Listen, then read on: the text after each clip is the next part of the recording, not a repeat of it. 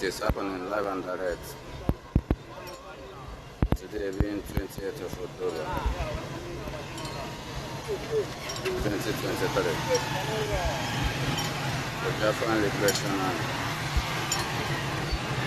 welcoming the Imo State General Commander.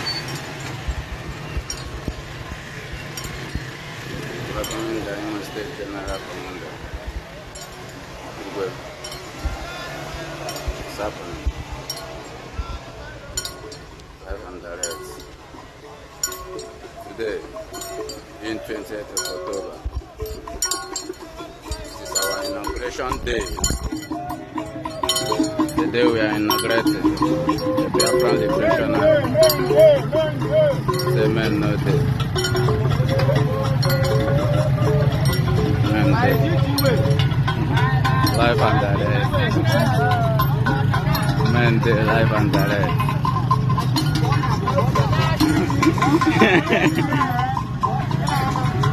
Biafra Liberation Army.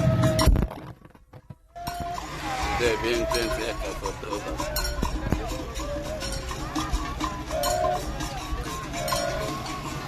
It's happening.